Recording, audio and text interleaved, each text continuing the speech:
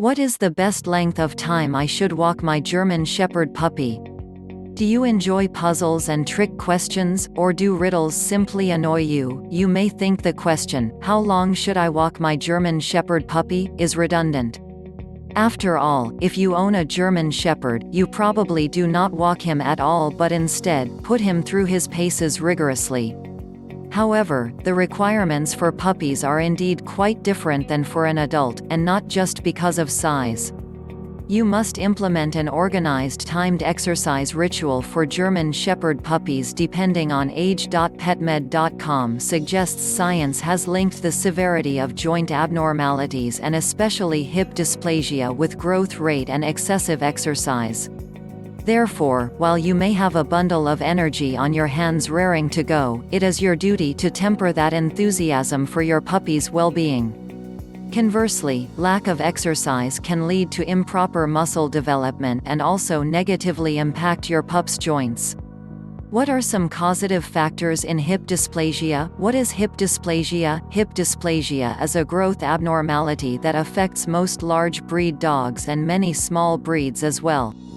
As you likely know, the hip is a ball and socket joint, the ball is the head of the thigh bone or femur, and the socket is the acetabulum or cup in the pelvis. In dysplasia of the joint, the femoral head grows at a different rate than the socket. Rather quickly, the femoral head no longer fits correctly or congruently within the socket, affecting function and causing scrapes across the protective cartilage. According to acvs.org, inappropriate looseness of the joint exacerbates the condition by allowing too much movement within the joint.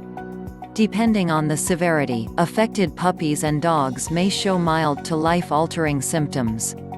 The dog's pain depends on some molecular factors because a few with horrible abnormalities on radiographic examination may walk normally while those with mild changes can appear quite lame. Signs of joint laxity or looseness usually occur first, although they may go unnoticed. Visible space between the head of the femur and the pelvis. Sometimes you can feel the excessive space when you cannot see it. Crying out in pain, even if it has not progressed yet to degenerative joint disease. Joint looseness can be painful. Abnormal gait. Your puppy may appear to bunny hop in the rear legs or exhibit other gait abnormalities that you would not classify as obvious lameness.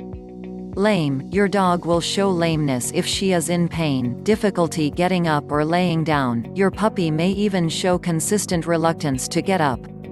Decreased interest in playing, especially if it involves running. Exercise intolerance. Your pup will play, but not for as long as you would expect. Maybe your dog seems to tire easily. Difficulty negotiating stairs. Joint looseness greatly affects the athleticism of your dog. Will not sit square. Many trainers advocate you enforce your dog sitting square as a sign of true obedience. For dogs with hip issues, they are unable to sit comfortably unless their hind legs are to one side or the other. Joint laxity can be difficult to judge in young dogs. Puppies have a greater degree of laxity than adult dogs to accommodate growth. A veterinarian can determine if your pup's joint looseness is a predictor of hip dysplasia, according to NCBI. Joint laxity should limit how long you walk a German Shepherd puppy, especially one under 6 months old. Joint laxity means your puppy will experience significant instability when walking, predisposing her to stumble and fall. Signs of osteoarthritis mostly manifest as pain, dysfunction of the joints, decreased range of motion, and even grinding sounds as the leg moves. Degenerative joint changes, believe it or not, can occur in puppies only several months old. How is your puppy's weight a factor? German Shepherds do not typically have a problem with obesity. However, in their dogs' growing stages, well-intentioned owners can feed their pets too many calories or food too rich in nutritional value. Although it seems counterintuitive, too much nutrition is not an ideal thing for the GSD. If a large breed dog grows too quickly as a puppy, he can be more vulnerable to hip dysplasia if he already carries the genes. The dilemma comes with balancing exercise requirements and nutrition, so you have a happy and fit puppy who is not overweight but also does not overexert herself. How does exercise affect hip dysplasia? Although hip dysplasia has a large hereditary basis, overexercising a puppy can exacerbate the problem in a dog who might not otherwise develop any symptoms. It is important not to allow your puppy to run excessively or jump during her growing months. Moreover, if your puppy has excessively lax joints, overstretching during long and strenuous running or launching and landing for jumps can cause direct injury to the hips and surrounding soft tissue. Your puppy can also injure her growth plates. How much exercise does your German Shepherd puppy need? Your puppy does not need nearly the exercise an adult dog does. Adult German Shepherds require 2 hours or more of exercise every day. Within that time, allshepherd.com points out that duration depends on intensity. Your dog would not spend an entire 2 hours performing high-intensity exercises unless in training. A typical routine would include 20 to 40 minutes of rigorous exercises such as jogging, vigorous playing, or other activities. Some examples are practicing Schutzhund, preparing for herding or agility trials, or learning search and rescue. The remainder of the time dedicated to exercise, you should spend on training, ongoing socialization, and moderate and low-intensity activities. You can include warm-up and cool-down in a moderate or leisurely walk. Keep in mind any puppy who is not full-grown does not need to engage in rigorous exercise for extended periods. What is the 5-minute per month rule? You cannot place your puppy's exercise requirements in a box that fits all situations. However, one rule that makes sense as a loose guideline, posted by the puppykennel.org, is to exercise your pup for 5 minutes per month of age. You can do an exercise session twice a day. If you bring a German Shepherd puppy home at 10 weeks old, your exercise guideline would tell you to work with her about 12.5 minutes twice a day. A 6-month-old puppy, which you may be tempted to treat as a miniature adult, should still only get about half an hour of exercise twice a day. By 11 or 12 months, your Shepherd is up to his quota of nearly 2 hours split into multiple sessions during a day. However, you should still limit jumping and long-distance running until you are sure your puppy has finished growing. How do you know when your Shepherd puppy has stopped growing? According to Animal MRT, it can be 14 months before the growth plates in your German Shepherd's long bones close. This closure signifies your dog has finished growing and can engage in exercises that may be too strenuous for bones that are softer when lengthening. Once growth plates close and the joints no longer have laxity from extreme youth, you can take exercise to the next level.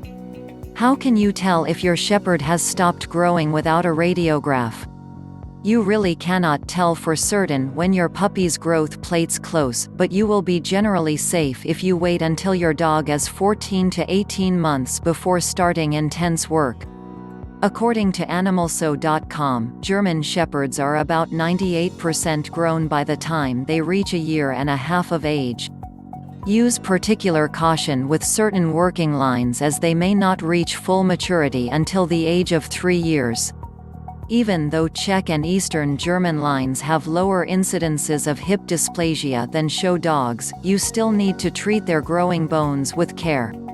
Common beliefs notwithstanding, if you neuter a German Shepherd at a young age, the decrease in testosterone generally will delay growth plate closure. You will notice neutered male German Shepherds are often taller than their unaltered counterparts, therefore, assume if you neuter your dog, he will physically mature a little later. Mentally he will mature worlds ahead. Why may periodic X-rays be a good idea? The German Shepherd Dog Club of Victoria recommends you not exercise your GSD or more than 5 minutes per session until she is 6 months old. Although we find this pretty restrictive for dogs approaching adolescence, one piece of wisdom that has value is periodic radiographs of your dog's joints. An X-ray at an early age gives you an idea if your puppy is already showing the effects of DJD or degenerative joint disease. Your veterinarian may be able to advise you further if your exercise program is too strenuous for your puppy based on any changes in the joints. How do you know your puppy overexerted himself? You may occasionally find that your puppy overdoes it. Perhaps you took him to a birthday party for his Labrador friend, and you did not have the heart to break up their play session. Most of the time, a play date that gets out of hand or a walk that runs over the anticipate time allotment will not cause any permanent damage. You can assess your pup the following day for signs of overexertion and know to take it exceptionally easy for the next day or two. Limping on a leg, wants to sleep all day, allow her difficulty getting up, seems sore or lethargic, lazy. If your puppy's symptoms persist for longer than 1 or 2 days or seem unusually severe, seek professional attention from a veterinarian. Listen to your puppy. Although you should leash train your GSD at a young age, starting as soon as you first bring her home, there is much to be said about freeform exercise. The biggest benefit of your puppy exercising a good part of her time in the early month off leash is she can self-regulate her activity. You will notice when puppies are tired or become sore, they will stop dead in their tracks. Make sure your puppy is in a safe environment, and she can engage in fairly unrestricted exercise on her own. When you are walking your puppy on a leash, under no circumstances should you push her to go beyond the point where you are dragging her, or she sits down and refuses to move on. You may have to carry her the remainder of the journey. Be aware of your dog's changing exercise tolerance, so you do not end up not able to finish your walk, and your dog does not begin to associate outings with unpleasantness. As your German Shepherd approaches adolescence at 5 to 7 months old, you will have to monitor his exercise more because what he can do will begin to exceed what he should do. Running over rolling terrain for miles or training strenuously for pursuit work is not ideal for an immature shepherd and can be potentially harmful. Conclusion: when facing the question of how long should you walk your German Shepherd, use the rough guidelines of 5 minutes per month of age a couple of times a day. Otherwise, allow your pup to dictate her level of tolerance for playing and romping. You can spend additional time with your puppy building a bond through affection and play, still limiting duration. Your pup will need some time during the day to herself and sleep. Swimming is a great form of exercise, but not all German Shepherds love water. Training should take up a good portion of your walks or exercise sessions, whether on or off leash. As much of a brilliant pupil as this puppy is, her session should not be longer than 15 minutes. Notice her yawn, which can be a sign of tension or a wandering mind, indicating the exercise should move on to something else or stop. Click the link below in the description if you want to know more details, and don't forget to like this video and subscribe to our channel and hit the notification bell. Don't forget to share with us your opinion in the comment below about this. Visit our website www.anythinggermanshepherd.com.